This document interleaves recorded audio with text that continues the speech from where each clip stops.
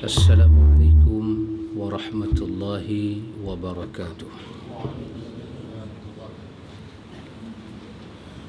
Innal hamdalillah nahmaduhu wa nasta'inuhu wa nastaghfiruh wa na'udzu billahi min shururi anfusina wa min sayyiati a'malina. Man yahdihillahu fala mudilla lahu wa man yudlil fala hadiya lahu. Ashhadu an la ilaha illallah wahdahu la syarika lahu wa ashhadu anna Muhammadan abduhu wa rasuluh. Allahumma ati nafsi taqwaha wa zakkiha anta khairu man zakkaha anta waliyuha wa maulaha. Amin, amma ba'du. Ikhwatul iman, ikhwatu fiddin, a'azzakumullah wa uhibbukum fillah. Alhamdulillah, alhamdulillah, summa alhamdulillah. Ikhwatul iman, alhamdulillah, dengan kurnia daripada Allah Jalla wa'ala, alhamdulillah kita boleh berada dalam majlis ta'lim, majlis ilmu, alhamdulillah. Ikhwan, kesemua kita tahu pada menyatakan bahawa majlis ta'lim itu, majlis ilmu, para ulama sifatkan majlis ilmu itu, kalau hendak disifatkan sebagai insan, maka dia dikatakan sebagai seorang yang sakit, yang tidak diberi makan dan minum selama 3 hari. Maka apakah akan terjadi kepada si sakit itu? Ini di antara contoh yang dibuat oleh Fatah Al-Mawsili. Imam Ghazali mengambil kisah ini bubuh dalam Ihya. Fatah Mawsili bertanya, Iza muni'al marid thalathata ayyam minal akli wa syurbi wa dawa. Kalau orang sakit, dipisahkan dia daripada makan, minum dan ubat 3 hari, apa akan jadi? Maka orang menjawab, dia akan mati. Maka Fatah Mawsili menyatakan, kadzalikal qalb, itulah umpama dan contohnya hati insan. Kalau dipisahkan dia dengan ayat Tuhan dia, dipisahkan dia dengan tazkirah Tuhannya, dipisahkan dia dengan bimbingan Rasul yang Tuhannya utuskan kepadanya, cukup 3 hari, maka hati itu tidak akan mengenal Sang Maha Pencipta. Hati itu akan menjadi liar, hati itu akan menjadi keras, hati itu akan hidup, tapi dia akan hidup tanpa mengenal Sang Pencipta.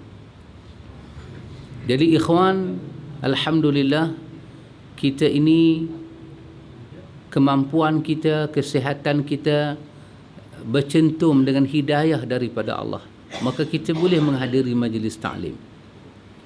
Kalau kita harap kekuatan, kesihatan sahaja, belum tentu. Belum tentu.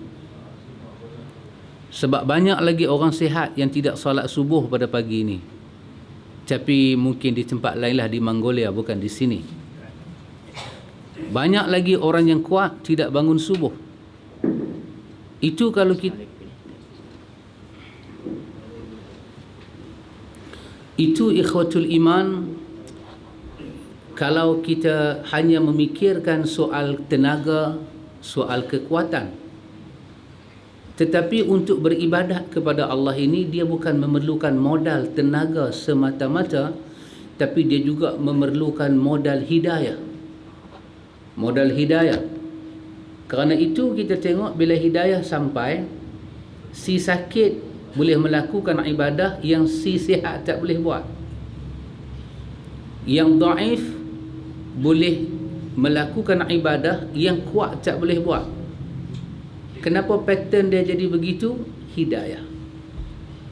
Inilah yang selalu Nabi kita Muhammad sallallahu alaihi wasallam ingatkan dalam khutbatul hajah. Baginda menyatakan, "May yahdihillah fala mudhillalah wa man yudlil fala hadiyalah." Kalau Allah mencampurkan hidayah, maka orang itu tidak akan sesat.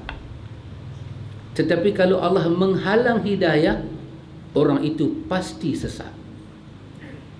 Dan alhamdulillah ikhwatul iman, kita di antara orang yang sihat pagi ini, walaupun ada yang tidak sihat, tetapi kesemua itu bercampur dengan hidayah daripada Allah. Alhamdulillah. Mungkin Allah Ta'ala memakbulkan hajat kita. Tiap-tiap hari kita memohon ihdinas siratal mustaqim, maka Allah memberi kepada kita yang dikatakan as-siratal mustaqimah itu. Allah pun bagi, alhamdulillah. Tetapi ikhwatul iman, kita juga kena tahu pada menyatakan bahawa di antara fungsi ataupun di antara kita katakan perkara yang ada dalam majlis ilmu ialah ikhwan, tujuan kita hadir majlis ilmu yang pertama untuk mengeluarkan diri daripada jahil kepada mengetahui. Ini tentulah, kalau datang majlis ilmu lebih bodoh daripada tak mai, baik tak usah mai. Tentulah kita datang ini nak lebih alim, nak lebih mengetahui. Pasal itu dahulu para ulama salaf pernah menyatakan, kata para ulama salaf, la tajlisu lil alim, janganlah kamu duduk di sisi para ulama, orang alim, sehinggalah kamu dapat memperbaiki diri kamu sekurang-kurangnya daripada 5 perkara kepada 5 perkara. La tajlisu 'indal alim, janganlah kamu duduk di sisi seorang yang alim sehinggalah dia dapat membawa kamu daripada 5 kepada 5. Yang pertama, dia kata dia membawa kita daripada syak ilal yaqin, daripada kita hidup dalam keraguan, tidak tahu hakikat ilmu, hakikat yang sebenar. Dengan kita menyertai majlis ilmu, maka kita pun keluarlah daripada syak kepada yakin, melihat nas-nas Al-Quran, melihat nas-nas sunnah, maka hati kita bertambah yakin. Kalau dahulu kita juga di antara orang yang pernah bercakap, kalau duk semayang banyak, puasa banyak, harta boleh turun dari langit ke? Itu zaman dahulu. Tapi sekarang kita belajar. Tiba-tiba kita melihat bagaimana seorang hamba apabila dia berhubung dengan Allah, satu keajaiban. Banyak benda ajaib bila kita berhubung dengan Allah. Banyak ajaib. Dunia, kadang-kadang dunia pasrah. Kadang-kadang dunia menyatakan kami tak mampu. Tetapi kita dapat melihat yang berlakunya sebaliknya. Banyak orang sakit di rumah-rumah sakit, di hospital, mustashfa ini, di hospital, ICU, CCU, tak mati lagi. Yang tak masuk hospital mati dah. Ini keajaiban. Kita pergi hospital, ditulis di kepala katil tu, minum tak boleh, makan tak boleh. Tak mati dia. Yang makan, yang minum ni yang mati. Subhanallah, ini urusan Allah. Karena itu janganlah kita duduk dalam majlis itu, melainkan dia boleh membersihkan kita daripada 5 kepada 5, di antaranya minasyak ilal yaqin. Daripada kita ragu dengan Islam, ragu dengan sunnah, kita belajar sampai kita meyakini jalan hidup yang benar. 2, kata ini bukan hadis, ini perkataan para ulama. Boleh kita ambil manfaatnya kalau ada, dan boleh kita tinggalkan kalau tidak ada manfaatnya. Yang kedua apa dia? Minar riya ilal ikhlas. Daripada riya kepada ikhlas. Sebab Allah Ta'ala firmankan, وَمَا أُمِرُوا إِلَّا لِيَعْبُدُوا اللَّهَ مُخْلِصِينَ لَهُ الدِّينَ. Allah memerintah kita beribadah kepadanya dan dia minta satu, ikhlas. Dan Allah kata di ujung, وَذَلِكَ دِينُ الْقَيِّمَةِ. Itulah dia agama yang lurus. Kalau insan boleh buat itu, boleh buat ini tetapi tidak ada ikhlas, dia masih bengkok. Dia masih bengkok. Bengkok ibu negara Thailand pun tidak bengkok lagi. Tapi hamba ini lebih bengkok kalau dia tidak ikhlas. 2, 3. 3 apa dia? Daripada minar riya ilal ikhlas, daripada riya kepada ikhlas. Itu 2. Yang ketiga, kata para ulama salaf, minal takabbur ila tawadhu, daripada sombong kepada merendahkan diri. Subhanallah. Daripada sombong merendahkan diri. Nabi kita pernah menyebut dalam hadis Imam Muslim daripada Abdullah bin Mas'ud tentang satu khabar yang sangat mengerikan. Nabi sebut tentang orang yang sombong itu ada dalam hati dia walaupun sebesar zarah, walaupun sebesar habbah bijirin, maka dia tidak akan masuk syurga. Menyebabkan ada sahabat yang mendengar hadis ini daripada Rasulullah sallallahu alaihi wasallam, mungkin dia faham dengan tidak faham, maka dia bertanya pada Nabi, dia kata, "Ya Rasulullah, kita ini kalau pakai baju baru, pakai kasut baru, adakah itu sombong?" Rasulullah kata, kalau ada sombong sebesar zarah ke habbah ke, tidak masuk syurga. Kalau orang tu ada duit beli baju baru, zaman hari itu beli unta baru, beli kasut baru, adakah itu daripada sombong? Masuk dah itu sombong? Nabi kata, dah, itu bukan sombong.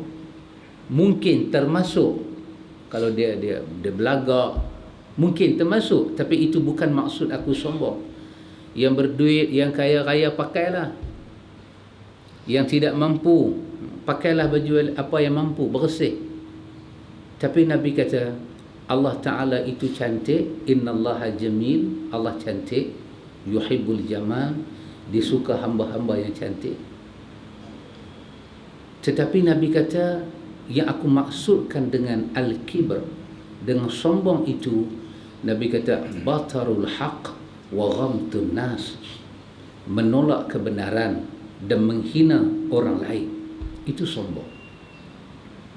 Sombong Nabi katakan ada 2, batarul haq wa ghamtun nas, menolak kebenaran dan menghina orang. Subhanallah. Dan inilah yang dibuat oleh iblis. Dosa yang pertama dibuat bukan di bumi, di syurga. Siapa dia? Iblis. Yang memerintah sujud kepada Adam itu bukannya malaikat tetapi Allah. Allah menyatakan, usjudu li Adam, sujudlah kamu semua kepada Adam. Fasajadu, daripada kumpulan malaikat, fasajadu. Ada kalimah waw itu, waw jamak tu, menunjukkan satu malaikat pun tidak mengingkari perintah, semuanya sujud. Illa, melainkan kalau ada yang tidak sujud, bukan dari malaikat. Bukan dari malaikat. Illa itu mengkecualikan yang tidak sujud itu bukan dari malaikat. Dari mana? Illa iblisa, daripada iblis. Melainkan iblis. Iblis ni Quran kata daripada bangsa jin. Kenapa? Aba, dia enggan, dia sombong. Wastakbara, dia bongkak. Wa kana minal kafirin, dengan 2 sifat itu dipersilakan dia keluar daripada rahmat Allah, jadilah dia orang yang kafir. Itulah sombong. Rupanya kita duduk dalam majlis ta'lim ini, ikhwan, nak keluarkan diri daripada takabur kepada tawadhu.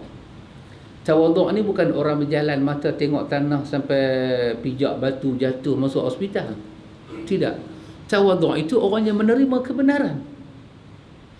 Mungkin peribadi dia ada yang tak betul, salat dia ada yang tak betul, orang betulkan dan orang membawa dalil-dalil dan dia menerima.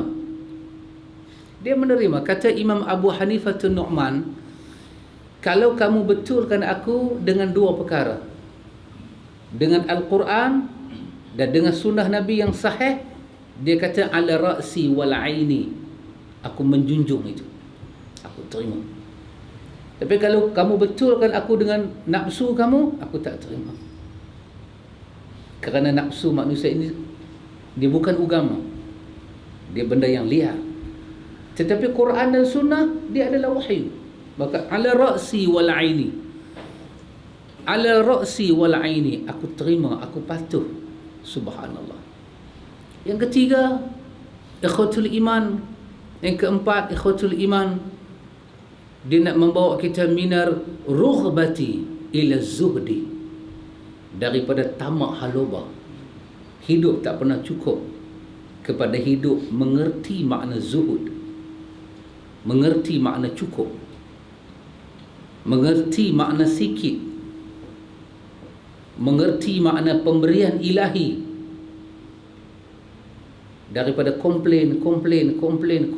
Insan selalu komplain Tuhan dia, selalu dia komplain Tuhan. Rabbi ahanan, dia kata, Rabbi ahanan, Tuhan nampaknya menghina aku. Bila bagi sakit, bila bagi duit tak ada, bila bagi tender tak dapat, pinangan ditolak. Rabbi ahanan, Tuhan hina aku, dia kata. Tapi bila Tuhan beri semua hajat dia tercapai, dia kata Rabbi akraman, nampaknya Tuhan memuliakan aku. Kata Allah, kalla, jangan begitu. Itu sikap yang salah, kata Allah. Itu sikap yang salah. Bukan bermakna miskin itu tanda hina, kaya tanda mulia, tidak. Ada Nabi yang miskin, Nabi Isa miskin, Nabi kita Muhammad seorang yang miskin, dan itu bukan tanda kehinaan. Ada Nabi yang kaya dan ada musuh Allah yang kaya-kaya. Subhanallah. Kekayaan Namrud itu, kalau kita banding Namrud dengan Fir'aun, Fir'aun cerita dia terkenal, tapi kayalah tak kaya sangat. Dia sekadar Mesir, dia memerintah tak keluar daripada Mesir. Tetapi Namrud perintah dunia. Namrud perintah dunia, dia lebih kaya. Tetapi itu bukan simbol hina ataupun mulia. Tidak. Mulia ada di mana? Ada pada takwa. Inna akramakum. Alif dibaca dengan baris di atas, akram. Wazan dia akram ahsan. Asfal, asdaq. Apa dia? Yang paling mulia. Sudah tidak ada orang di atas itu. Itu akram. Kalau ahsan, paling baik. Asdaq, paling benar. Semua duduk di bawah dia yang paling.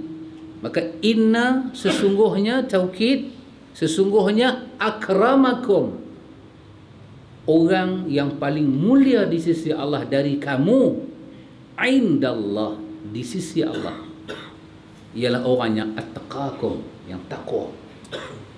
Miskin boleh takwa, siapa saja boleh takwa. Penjajah tepi jalan pun boleh takwa, si penarik beca pun boleh bertakwa, siapa saja boleh bertakwa. Maka itu yang mulia di sisi Allah. Rupanya kita duduk datang majlis ta'lim ni ikhwan, dia nak mengeluarkan kita daripada rughbah ila zuhdi. Daripada apa? Daripada kita ni tamak halubah kepada mengenal makna kehidupan. Dan yang kelima, sekurang-kurangnya yang akhir, minal adawah ila nasihah. Tukar daripada adawah, permusuhan, kepada nasihat, menasihati. Oh, bukan senang ini ikhwan. Ini di antaranya ikhwan, kita menyertai majlis ta'lim. Kita menyertai majlis ta'lim di antaranya kerana inilah, untuk mengubah. Untuk mengubah. Kerana itu kita baca hadis 40, satu yang benar bila Imam Nawawi rahimahullahu ta'ala meletakkan hadis yang awal dalam hadis 40 itu tentang hadis daripada Umar Al-Khattab, riwayat Bukhari dan Muslim, tentang innamal a'malu binniyat. Kenapa? Jawapan dia, wa innamal likulli imri'in ma nawa. Semua amal kena bermula dengan niat. Ya, betul. Kenapa? Kamu dapat apa kamu niat. Kerana itu ikhwan, selangkah kita langkah daripada rumah ke majlis ta'lim, ingat balik hadis yang sangat sahih yang para ulama hadis menyebut dalam senarai hadis-hadis sahih tentang man salaka tariqan yaltamisu fihi ilma. Sesiapanya melangkah ke majlis ilmu, langkah itu Allah mudahkan dia sampai ke syurga. Rupanya penyertaan kita dalam majlis ta'lim ni ada makna. Bukan kebetulan, tidak. Alah, kebetulan dah sembahyang subuh, dengar bila. Tidak. Dengan makna. Ma'aniyah. Dia kena bersertakan dengan niat. Dia bukan sambil lewat, tidak. Dia dengan niat. Hidayah sampai kerana orang itu menghendaki hidayah. Allah berhubung dengan hamba, yang hamba itu nak berhubung dengan Allah. Maka itu penting ikhwatul iman. Dan juga di antara apa yang ada dalam majlis ilmu ini, ikhwan, kita cuba nak memperbaiki hubungan kita dengan Allah, takwa kita, iman kita. Kalau saya tanyalah pada diri saya dan jemaah yang hadir begini banyak, tapi yang tak hadir lagi banyak. Kalau saya bertanyalah, agak-agak ikhwan yang ada pada subuh ini, semua ni kahwin tak lagi? Yang kedua dah, yang pertama, saya tanya yang pertama. Yang kedua saya pun belum. Yang pertama ni semua kita kahwin. Kita nak merepair hubungan kita dengan Allah, kita nak memperbaiki. Kita pernah dengar hadis yang diriwayatkan daripada Imam At-Tabrani. Hadis ini kata para ulama hadis ini hadis hasan. Hadis hasan adalah hadis yang kedua selepas daripada hadis sahih yang dia tidak jatuh pada martabat yang dhaif. Hadis hasan di sisi imam-imam ahlu sunnah, hadis yang boleh dijadikan sokongan kepada amalan, hadis yang boleh dijadikan sokongan kepada hujah. Hadis ini riwayat daripada Imam At-Tabrani. Berkenaan dengan kita yang dah kahwin ini, yang tak kahwin masuk jugalah. Apa Nabi sebut? Kesian orang tak kahwin. Nabi sebut tentang orang kahwin ni. Apa Nabi kata? Nabi kata, man tazawwaj. Siapa yang dah kahwin, Nabi kata. Tazawwaj. Siapa yang dah kahwin. Nabi kata apa? Faqad istakmala nisfal iman. Dia telah melengkapi separuh daripada iman. Subhanallah. Itu yang bila sahabat Nabi yang bernama Abdullah bin Abbas, dia dengar hadis ni, apa dia kata? Dia kata, aku janji dengan diri aku nak kahwin lagi. Lagi aku kahwin, lagi sempurna iman aku. Kita ni subhanallah, bila sebut kahwin itu lain bab lah, lain kali kita cakap, lain tahun kita cakap. Jadi orang perempuan marah kita pula. Ikhwan, kata dia, Nabi kata, man tazawwaj, siapa yang kahwin, faqad istakmala nisfal iman, telah sempurnalah separuh. Kalau benda tu satu penuh, kita belah dua, separuh. Maka tinggal lagi separuh, bakilah lagi separuh. Maka yang lagi separuh itu apa yang boleh menyempurnakan iman? Nabi kata, falyattaqillaha alladhi an-nisfu al-baqi. Maka yang lagi separuh itu dia sempurnakan dengan dia bertakwa kepada Allah. Jadi bahagian kita yang dah kahwin ini, kita kena istiqamah dengan takwa. Yang belum kahwin, dia kena istiqamah dengan kahwin dan takwa. Oh, banyak kerja dia. Dia banyak kerja nak buat. Kita dah satu buat. Tapi kalau kita kahwin lagi satu, tak payah buat apa dah. Masya Allah. Jadi kalau orang perempuan dia tak bagi suami dia kahwin lagi satu, bermakna dia menghalang sempurnanya iman laki dia. Jadi orang perempuan fikirlah 2-3 kali. Subhanallah. Subhanallah ikhwatul iman. Jadi bahagian yang kedua ini nak menyempurnakan iman. Bukan tak ada iman, ada, tapi mungkin tidak sempurna. Pada bahagian itulah kita kena berusaha dengan kita mendatangi majlis-majlis ta'lim. Macam mana hak baki itu kita nak sempurnakan? Nak baki tu kita nak sempurnakan. Nabi kata kepada orang muda, ya ma'syara syabab, wahai orang muda, Nabi kata, man istata'a minkumul ba'ah falyatazawwaj. Siapa daripada kamu ini yang ada kemampuan, kahwin, Nabi kata. Ada kemampuan, kahwin. Ada tubuh badan yang sihat, ada harta yang dimiliki sikit, kahwin, Nabi kata. Kena hubungan kahwin dengan menyempurnakan iman begitu rapat. Dalam hadis Bukhari Muslim, Nabi kata kalau nak kahwin, cari perempuan yang mana? Perempuan yang ada harta sikit. Cari yang mana? Cari yang keturunan dia baik sikit. Cari yang mana? Perempuan yang comel sikit. Cari yang mana? Nabi kata yang ada agama. Fasfar bizati din taribat yadaka. Kalau kamu utamakan yang ada agama ini, kamu untung sepanjang perkahwinan. Subhanallah. Tengok hubungan kahwin dengan iman. Ya, hubungan kahwin. Kita pergi kahwin dengan perempuan GRO, nasi tak tahu masak, ikan tak tahu nak goreng, yang dia tu pegang mikrofon melalak menyanyi sampai siang. Apa jadi rumah tangga kita? Tak menyempurnakan iman.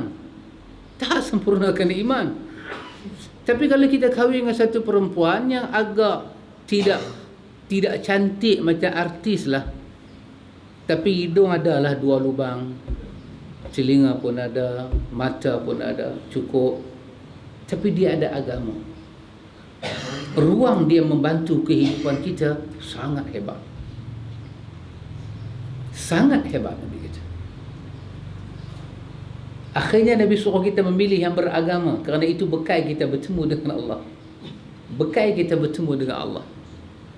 Allah katakan kepada Nabi Allah Adam alaihi salam tentang, ya bani Adam khudhu zinatakum, wahai anak Adam, ambillah perhiasan kamu, dan aku jadikan kepada kamu itu libas, pakaian-pakaian. Tapi Allah kata, walibasu taqwa khairul lakum, kamu mengambil pakaian yang bernama takwa, itu paling baik untuk kamu. Subhanallah ikhwan, subhanallah. Nabi kata pada orang muda, kahwin. Kalau ada duit, kahwin. Kemampuan ada, kahwin. Nabi kata apa dia? Apa hubungan kahwin dengan iman? Nabi kata dalam hadis itu, fa innahu aghaddu lil basar wa ahsanu lil farj. Kerana kahwin itu akan menundukkan pandangan, dan kahwin itu akan memelihara syahwat. Tengok hubungan. Bagaimana kahwin itu memelihara mata insan. Bagaimana kahwin itu memelihara syahwat manusia. Subhanallah. Kahwin itu bukan main-main ibadah.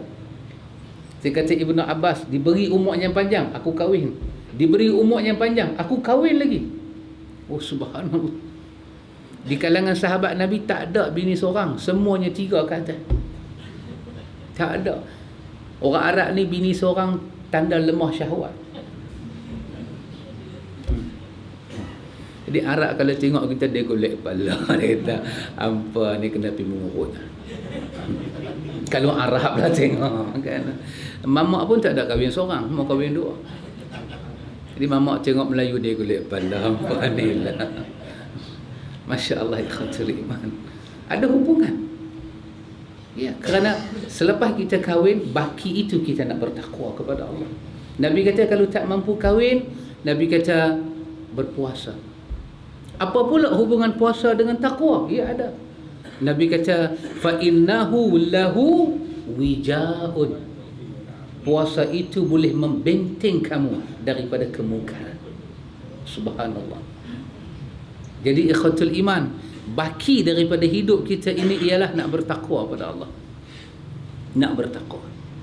Dan ikhwan, ada satu ayat di dalam Al-Quran yang boleh kita berkongsi, iaitu ayat daripada surah Ali Imran. Ayat ini kalau antum ada tafsir di rumah, tafsir Ibnu Katsir sebagai contoh, kalau antum tengok bagaimana Ibnu Katsir mengolah ayat ini, sangat menggerunkan. Ada sekurang-kurangnya ada dalam tafsir Ibnu Katsir itu sekurang-kurangnya ada 3 ayat, iaitu ayat daripada Ali Imran 31-32 dan lagi satu ayat daripada Al-Ahzab 21. Ibnu Katsir ketika mengolah ayat seperti ini sangat dahsyat. Bahasa dia sangat keras, perhatian dia sangat dalam, pengertian dia begitu luas. Apa Allah Ta'ala firmankan untuk orang yang nak bertakwa, memperbaiki takwa kepada Allah. Kita semua ada takwa. Mungkin anak tangga takwa itu tidak sama. Ada orang takwa sampai jadi wali. Dalam hadis yang diriwayatkan daripada Imam Al-Bukhari, hadis ini hadis kursi. Tidak banyak hadis kursi yang sahih, tapi ini hadis kursi yang sahih. Bukhari masukkan dalam kitab dia Al-Jami' As-Sahih, Sahih Bukhari, iaitu tentang Allah menyatakan, sesiapa yang menyakiti wali aku, maka sesungguhnya dia berperang dengan aku. Ada hamba-hamba Allah, mereka ibadat takwa sampai pada mereka peringkat Allah membela dia. Sesiapa yang menyakiti waliku, sesungguhnya dia mengisytiharkan perang dengan aku. Hebat pembelaan Allah kepada hamba-hamba yang saleh. Wali ini bukannya boleh terbang di atas angin, berjalan di atas hayang. Tidak. Orang kita ni bila kata wali, dia faham kot tu. Orang semua naik kereta bayar tol, dia seorang lepas tol, itu wali. Yang tu bukan wali, itu penyamun. Wali orang yang saleh, orang yang tidak lepas daripada syariat Allah. Orang fasik tak akan masuk dalam bab wali. Siapa dia wali Allah? Orang yang saleh. Para sahabat itu wali Allah. Kita baca kitab Nawawi tulis nama Riyadhus Salihin. Di situ Nawawi buka bab karamah.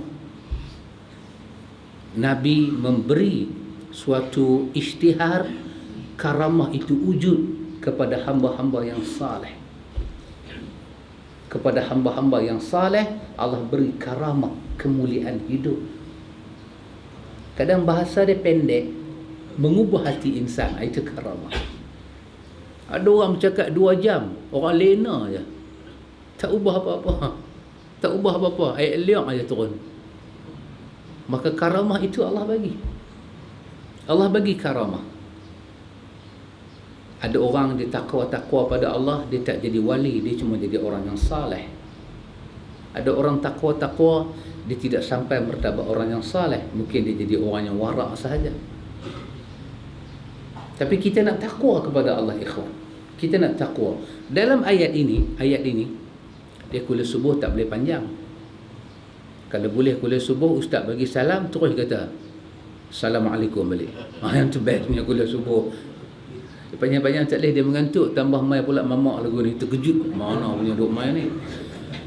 Penceramah ke, penjual kapek ke apa ke ni? Ayat Malaysia ke, ayat Nepal. Tengok apa Allah Ta'ala firmankan.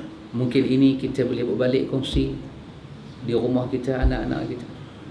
Apa Allah Ta'ala firmankan? Allah Ta'ala kata, Qul in kuntum tuhibbuna Allah fattabi'uni yuhibbukum Allah wa yaghfir lakum zunubakum wallahu ghafurur rahim. Qul ati'u Allah wa rasul fa in tawallaw fa inna Allah la yuhibbul kafirin. 2 ayat. Kalau antum ada tafsir Ibnu Katsir di rumah, balik tengok ayat ini. Apa kata dia? Pertama dia kata apa? Dia kata pada ayat yang awal, Qul in kuntum tuhibbunallah. Katakanlah kalau sekiranya kamu ini mencintai Allah. Kenapa digunakan kalimah ini? Kerana dia membidas orang ahlul kitab Yahudi. Mereka menyatakan mereka mencintai Allah, mencintai Taurat, mencintai Musa. Allah kata kalau benarlah kamu ini mencintai Allah, cinta itu adalah iman. Kalau benarlah kita ini mencintai Allah, ini adalah satu amanat dalam iman, ikhwan. Apa dia? Kita mempercayai Allah itu wujud mesti dengan rasa cinta. Selagi tak sampai tahap itu, kita berdosa. Dan antum bayang, satu orang Kalau dia mencintai satu orang lain, bagaimana perasaan dia? Kita ambil isteri kita lah, kita sayang dia, kita cinta dia, dia sakit, kita jadi macam mana? Adakah kita tengok Hindustan gelap seorang-seorang kah. Bini sakit dalam bilik duk panggil abang kah. Itu bukan cinta, itu nama dia suami gila. Cinta dia buat orang itu jadi tak senang hidup. Syekh Utsaimin menyebut dalam buku dia, apa kata Syekh Utsaimin? Cinta ini ialah apabila kita tidak ikut orang yang kita cinta, dia menyebabkan hati kita ini rasa bersalah. Itu cinta. Tapi kalau kita sayang dengan si fulan, tapi kita tak ikut apa dia cakap, tapi kita mengaku cinta, ini kata dia khayal. Ini mungkin orang Melayu namakan cinta tepuk sebelah tangan tak berbunyi. Tepuk sebelah tangan. Satu, memang dia ada satu tangan, tak ada dua tangan. Yang kedua, memang dia gila lah tepuk sebelah tangan. Itu tanda kata khayal. Tak, dia mencari bunyi, tak bunyilah tepuk sebelah tangan.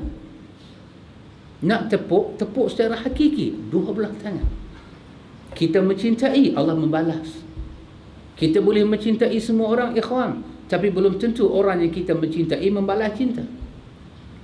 Kalau kita nak cinta kita dibalas oleh Allah, maka Allah katakan, fattabi'uni, ikutlah hamba aku Muhammad. Oh subhanallah, ikhwan. Syekhul Islam Ibn Taymiyah menyebut dalam buku dia dalam buku dia Majmu'ul Fatawa, apa dia kata? Daripada ayat ini telah tercipta satu undang-undang kehidupan. Apa dia? Allah tidak pernah mengarahkan kita mengikut mana-mana manusia di atas muka bumi, melainkan Allah memerintah kita mengikut hanya satu orang sahaja, iaitu Muhammad. Maka di hari akhirat Allah tidak akan bertanya, hei hambaku, kenapa kamu meninggalkan si fulan? Kenapa kamu tidak ikut si fulan? Tetapi di hari akhirat Allah akan bertanya, hai hambaku, kenapa kau ikut si fulan dan kau meninggalkan kekasih aku? Itu Allah tanya. Ini adalah amanah. Ikut Nabi ini adalah amanah. Kalau kamu boleh ikut Nabi, Allah kata, yuhibbukumullah, aku balas cinta kamu. Masya Allah, aku balas cinta kamu. Ayah ni yang Hindustan nak buat filem tu. Bila hero cinta heroin, cinta berbalas, baru jadi filem. Baru dia ada satu perjuangan. Dan mak bapak tak bagi, bawa lari menyanyi satu lagu salin 3 baju. Itu baru dia cinta. Cinta. Tak berjumpa, tak lalu makan, isap rokok pun terbalik, filter pergi balik sana, tempat cucu main kat sini. Cinta. Buat ihsan gelap. Ya, cinta. Kita kata cinta Nabi, tapi satu sunnah Nabi tak ikut. Bila sebut sunnah Nabi, orang Kelantan kata bergegeh. Kami tak tahu cakap Kelantan. Orang kata bergegeh. Bergegeh ni kira berkelai lah. Berkelai sokmo orang Kelantan. Kata azan sebut nama Nabi. Lepas azan, sembahyang tak ikut Nabi. Dalam tahiyat selawat kat Nabi. Berzikir tak ikut cara Nabi. Orang Kelantan kata cinta gapo ni? Cinta gapo? Macam mana cinta? Benda Nabi suka kita tak suka. Bila kata ikut Nabi berat hati. Ada orang kata ni sunnah Nabi. Iyalah, dia kata sunnah Nabi lah, tapi orang tua-tua nak letak tak mana? Lah, orang tua-tua dengan Nabi pun dia tak tahu beza. Cinta gapo? Cinta gapo lagu ni? Itu rukun iman. 6 perkara. Selepas beriman pada Allah, beriman pada kitab, beriman pada Rasul. Bukan main-main. Bukan main-main. Seorang anak tidak ikut bapa, Allah memberi keuzuran. Dan Allah bertanya, kenapa kau tak ikut bapa engkau? Dan anak akan bagi alasan kenapa tak ikut. Dan Allah menerima alasan itu. Tetapi Allah tidak menerima sebarang alasan kalau ada hamba dia tidak mengikut Rasul dia. Allah tidak menerima. Ibnu Katsir ketika sampai pada ayat 112 surat Al-Baqarah, Allah menyatakan bala man aslama wajhahu lillahi wa huwa muhsin falahu ajruhu 'inda rabbih wala khaufun 'alaihim wala hum yahzanun. Bahkan sesiapa yang ikhlas dengan Allah dan mengikut Muhammad, jangan dia bimbang, sudah ada pahala di sisi Allah. Ibnu Katsir kata daripada surah Baqarah ayat 112 ini ada hukum bahawa syarat Allah Ta'ala terima amalan dua. Satu kena buat dengan ikhlas, yang kedua kena muhsin. Apa dia muhsin? Mengikut jejak langkah Muhammad. Itulah syarat diterima amal kita di sisi Allah. Maka Allah katakan, ikutlah Muhammad, aku balas cinta kamu dan aku ampun segala dosa kamu. Dosa yang sebelum tak ikut ni semuanya diampun. Di sini saya sebut, Ibnu Katsir kata, wa min hadhil ayatul karimah hakimah. Daripada ayat Allah yang tersangat mulia ini telah menjadi pemutus bagi setiap orang yang menyatakan cinta kepada Allah tetapi tidak mengikut Nabi Muhammad. Fahuwa kazibun fi da'wahu, dialah seorang pendusta di dalam melafazkan cinta kepada Allah. Subhanallah. Tengok amanah kita, ikhwan. Itu satu perkataan yang keras. Ini kerana Allah Ta'ala telah menutup semua jalan dan Allah membuka satu jalan. Untuk datang kepada Allah semua ada satu jalan. Apa dia? Jalan Muhammad. Dan itulah yang Allah buka pada kalimah wa asyhadu anna Muhammadar Rasulullah. Hilang nama bapa, melainkan nama Muhammad. Dia tutup semua jalan. Dan bila sampai pada ayat qul ati'ullaha war rasul, katakanlah taatlah kepada Allah dan Rasul. Wa in tawallau, kalau kamu berpaling, Allah tidak suka pada orang yang berpaling. Ini satu lagi perkataan Ibnu Katsir. Apa dia kata? Seandainya seluruh para nabi daripada Adam sampai Isa mereka hidup di zaman Nabi, dan seluruh nabi-nabi yang mendapat gelaran ulul azmi hidup zaman Nabi, maka mereka akan diwajibkan mengikut Muhammad. Dan siapakah kamu seorang itu yang tidak mau mengikut Muhammad? Allahu Akbar. Subhanallah, ikhwan. Subhanallah. Bila datang ayat 21 surah Al-Ahzab, laqad kana lakum fi rasulillahi uswatun hasanah, Ibnu Katsir kata ini ayat yang sangat, wa min hazihil ayatul karimah azimah kabirah. Daripada ayat Allah Ta'ala yang mulia ini, yang besar ini, yang agung ini, ada satu hukum. Apa dia? Allah telah melantik Muhammad sebagai Rasul dan menjadikan dia contoh kepada ummah. Maka wajiblah ummah mencontoh perkataannya, perbuatannya, zikirnya, tasbihnya, tahmidnya, salatnya, qiraatul Qur'annya. Seluruhnya kita diwajibkan mencontohi Muhammad. Ini kerana Allah menyatakan bahawa laqad kana lakum fi rasulillahi uswatun hasanah. Dia suri teladan untuk kamu. Allahu Akbar. Jadi ada satu amanah, ikhwan. Kita tidak boleh syak dengan Nabi Muhammad. Dengan orang lain kita syak tak apa. Antum tengok saya, antum kata ni mana punya mama dah main ni. Tak apa. Tidak menjejaskan iman. Tapi tak usah syak lah. Saya bukan jual kapek.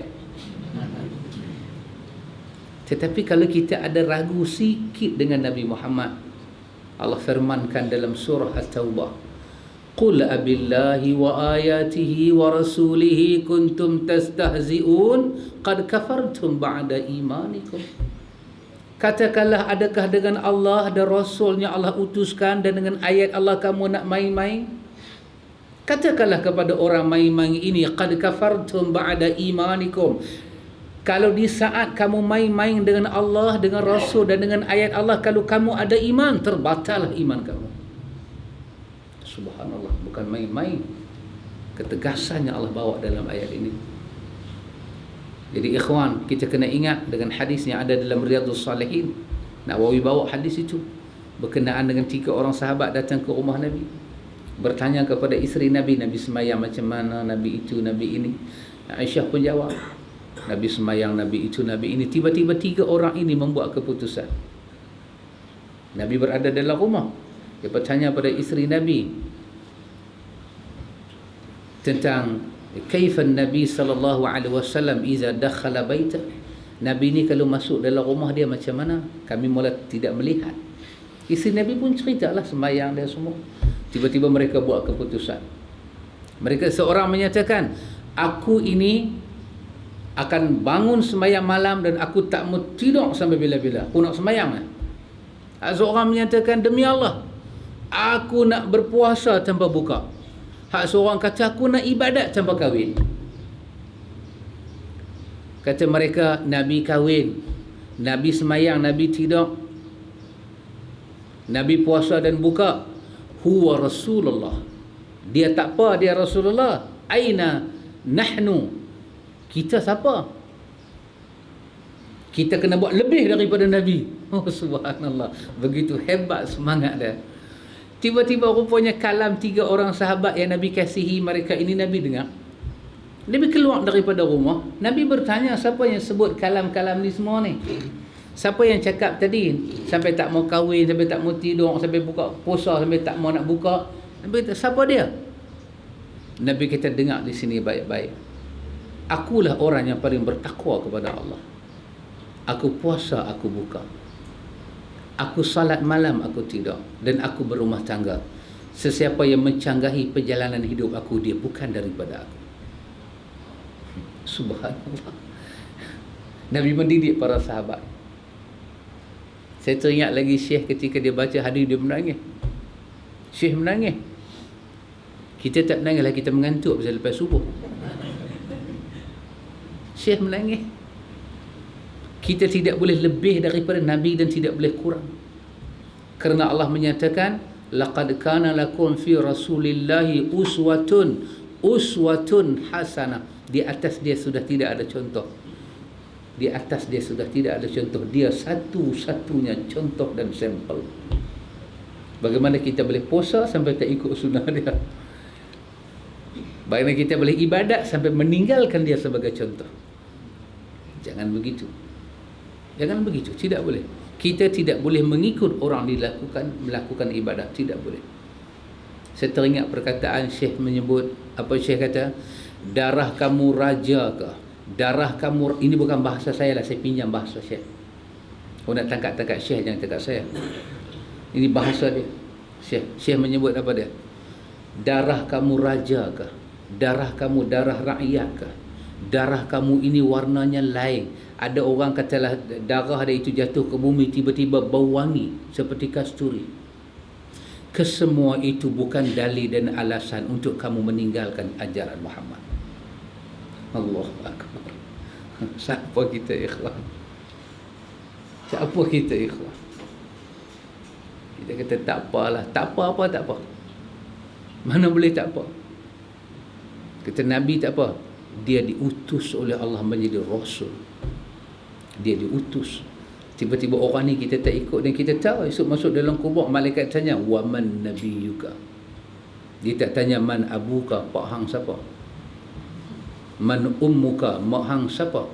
Man jaddatuka, tok nek hang siapa? Dia tak tanya. Mas muka pun dia tak tanya. Terus dia tanya, man nabiyuka?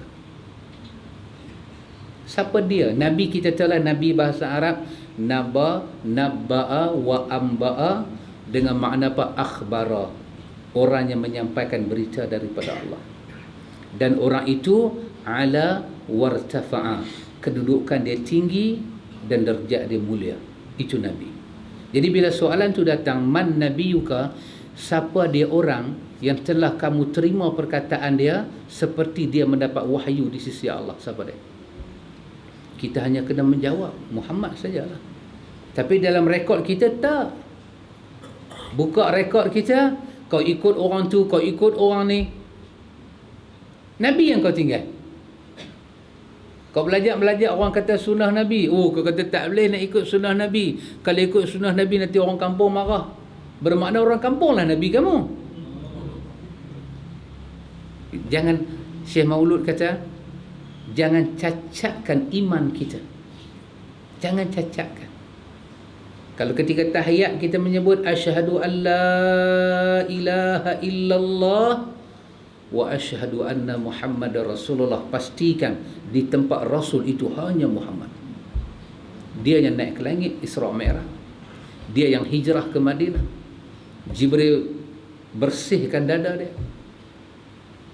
Dia berhubung dengan Jibril. Ma wadda'aka rabbuka wa ma qala. Tuhan kamu tidak pernah meninggalkan kamu Muhammad. Dibersihkan jiwa dia, tidak bercakap dengan hawa nafsu. Tiba-tiba kau tinggal orang ini dan kau kata pula, iyalah memang Nabi, tapi ustaz saya pun mengaji tinggi juga. Adakah Nabi mengaji rendah? Ustaz saya pun mengaji sampai tanah Arab. Adakah Nabi mengaji kat Siam? Tak. Jadi lain daripada Nabi mesti nombor dua. Imam Az-Zahabi menulis satu buku nama dia Al-Kabair, himpunan dosa besar. Di antara dosa besarnya Imam Zahabi tulis itu ialah kita mesti meyakini insan yang paling mulia adalah Nabi. Selepas Nabi adalah Abu Bakar. Kalau kita kata orang lain, kita telah terkeluar daripada manhaj Ahlus Sunnah wal Jamaah. Insan yang mulia lepas Nabi adalah Abu Bakar, kemudian Umar, kemudian Osman, kemudian Ali, dan kemudian sahabat-sahabatnya lain. Jadi jangan kita letak lepas Nabi orang lain. Umar ikut Nabi, Abu Bakar ikut Nabi, dan daripada sampai ke syurga. Imam Nasafi menulis satu kitab tafsir, nama dia Tafsir An-Nasafi. Kalau yang lama dia ada 2 jilid, kalau yang baru dia ada 4 jilid. Dalam tafsir ini dia mengulas ayat daripada surah An-Nisa, wa kullan wa'adallahu al-husna. Allah telah menjanjikan kepada mereka itu kebaikan. Kata Imam Nasafi, mereka yang dijanjikan dengan al-husna di sini adalah sahabat. Dan al-husna itu adalah syurga. Jadi kesemua sahabat dijanjikan dengan syurga. Kenapa mereka dijanji dengan syurga? Kerana mereka hidup seperti Nabi. Bukan seperti mereka, seperti Nabi. Jadi lepas Nabi, Abu Bakar. Abu Bakar apa ikut Nabi? Jadi kita jangan letak orang lain. Kenapa tak ikut Nabi? Ayah saya kata tak ikut tak apa. Bermakna lepas Nabi ayah kamulah nombor 1. Bukan ayah kamu, Abu Bakar. Kenapa tidak buat seperti Nabi? Ustaz saya kata tak apa. Bermakna orang yang mulia lepas Nabi adalah ustaz kamu, bukan Abu Bakar. Ini penyelewengan dalam akidah. Penyelewengan. Bersedialah hati ini lapang untuk menerima syariat dan sunnah Rasulullah. Mudah-mudahan doa kunut yang dibaca tadi itu membawa hidayah. Mudah-mudahan. Kalau duk baca tak bawa hidayah, tak usah baca. Dan tak baca tu lagi baik. Kita minta kepada Allah. Nabi baca doa kunut dalam sembahyang witir. Kita witir tak baca apa? Gapo ni. Pelik kita ni. Itu sunnah Nabi tu. Allahumma hdini fi man hadait. Itu Nabi suka ulang dalam sembahyang witir pada rakaat yang akhir. Kita baca juga kunut witir, tapi 15 Ramadan ke atas. Nabi malam ni witir, baca kunut. Besok witir, baca kunut. Lusa, tak baca. Dia selang-seling. Tetapi doa Allahumma hdini itu memang daripada Nabi ajak cucu dia yang bernama Al-Hasan. Hasan, mau dah aku ajak kalimah. Kalimah yang mulia dan agung. Bacalah dalam solat witir. Apa dia? Qul Allahumma hdini fi man hadait. Katakanlah, ya Allah, pilihlah aku di antara hamba-Mu yang mendapat hidayah. Pasal tak ramai orang dapat hidayah ni. Dapat duit ramai, dapat 500 lagi ramai, tapi dapat hidayah tidak ramai. Rakyat Malaysia dapat 500, rakyat Korea dapat 2 juta. Lebih baik jadi rakyat Korea. 2 lagu saja 2 juta. Tapi di mana? Di sebelah Afrika. Masya Allah, ikhwatul iman. Kita dapat 100, kita dapat 200. Tapi kita seronok. Tetapi hidayah, kita bila hidayah sampai, kita risau, kita bimbang, kita merasakan hidayah seperti makhluk perosak. Bila Allah pilih hati kita, telinga ini mendengar sunnah-sunnah Nabi, ketika itu ada orang rasa terganggu. Kadang-kadang sunnah Nabi datang tak sama dengan adat, tak sama dengan apa yang kita pernah buat. Saya bagi satu contoh, tapi jangan habaq ke orang lah. Rahsia. Ini satu rahsia. Lepas saya nak habis dah, hari pun dah siang dah. Tapi kalau kami di Penang, kuliah subuh sampai pukul 10. Tak apa. Satu rahsia. Tengok saya sebut dengan tempat rujukan. Ada satu buku ditulis oleh Imam Nawawi rahimahullah, nama dia Al-Azkar. Apa nama buku ini? Al-Azkar. Dia daripada buku Arab. Sekarang ada terjemahan Jawi, ada terjemahan Melayu lah, apa Rumi ni ada terjemahan. Dan ada terjemahan Inggeris. Dalam buku ini siapa tulis? An-Nawawi rahimahullah. Antum buka bab jenazah. Bab jenazah. Dalam bab jenazah, An-Nawawi ada memberi satu pandangan yang agak panas. Walaupun ada aircon, tapi dia panas. Apa kata An-Nawawi? Saya sebut dengan nama buku, senang antum cari. Apa kata An-Nawawi? Sesungguhnya amalan mereka ketika mengusung jenazah, membaca Fatihah, perbuatan ini adalah haram dengan ijma' para ulama. Kan kita keluar mayat daripada rumah kan, Al-Fatihah, kata Nawawi perbuatan itu adalah haram, kerana tidak pernah sabit daripada cara Nabi mengusung mayat memulakan dengan membaca Al-Quran. Dan adapun seseorang itu kalau dia nak membaca Al-Quran, bacalah dengan hati supaya lebih tenang dan tawaduk kepada Allah. Itu Nawawi kata, kerana tidak sabit daripada sunnah Nabi dan kita kena tinggalkan. Orang kita dengar-dengar gapa tinggal, dia kata. Orang tu buat lama dah. Orang tu buat lama dah. Kata Nawawi lagi tua pada orang tua. Bukan Nawawi ni orang muda. Orang tua kita ni kira muda sikit. Nawawi lagi tua. Dia hidup tahun 600 Hijrah. Orang tua lah tahun 1000 Hijrah. Dia tua orang tua lah 400 tahun. Jangan main-main. Siapa lagi tua? Kata apa Nawawi ya, orang tua lagi tua. Mengaji, dia kata orang tua mengaji Mekah lama. Mengaji Mekah lama, dia kata. Duduk di Mekah 5 tahun. Dia tak tahu unta beranak di situ. Lagi lama. Tapi tak tahu baca Fatihah juga unta. Pernah kita dengar unta baca Fatihah? Lagi lama. Uri keluar di Mekah. Tanam di Mekah. Mati di Mekah. Sembelih di Mekah. Duduk bodoh semua situ. Tapi kata Nawawi, berapa banyak manusia sanggup meninggalkan perkara ini? Ini kerana amalan itu telah menjadi daging darah. Dahulu kita tidak tahu, tapi kita merujuk pada buku-buku Nawawi, para ulama yang muktabar menulis, setiap benda agama yang tidak sama dengan iklim dan cuaca, kita kena bersedia untuk berubah. Ini kerana kita hanya akan sampai kepada Allah dengan cara Nabi sahaja, bukan dengan cara orang lain. Kata ustaz saya kata boleh, letaklah ustaz pada tempat ustaz, Nabi pada tempat Nabi. Jangan kita tukar tempat. Ustaz pergi duduk tempat Nabi, Nabi duduk tempat ustaz. Cakap ustaz semua kita tak bantah, tapi cakap Nabi semua kita kata tak boleh. Bermakna Nabi telah jadi ustaz, Ustaz Muhammad bin Abdullah bin Abdul Muttalib. Dan ustaz kita telah jadi Nabi di akhir zaman, sampai cakap dia betul semua. Dan ini tidak betul. Kita telah kahwin ikhwan, separuh daripada agama dah selesai, separuh lagi kita sempurnakan dengan takwa kepada Allah. Semoga Allah memberi keberkatan dunia sampai akhirat untuk kita semua. Cukuplah takat itu. Mudah-mudahan ada manfaat kepada saya, ada manfaat kepada antum sekalian. Ada soalan kan nak tanya? Tak tanya lagi baik. Kan? Mudah-mudahan Allah mengurniakan hidayah dan nikmat hidayah untuk kita semua. Subhanakallahumma wa bihamdika Asyhadu an la ilaha illa anta astaghfiruka wa atubu ilaik. Allahumma rabbana atina min ladunka rahmah wa hayyi lana min amrina rasyada.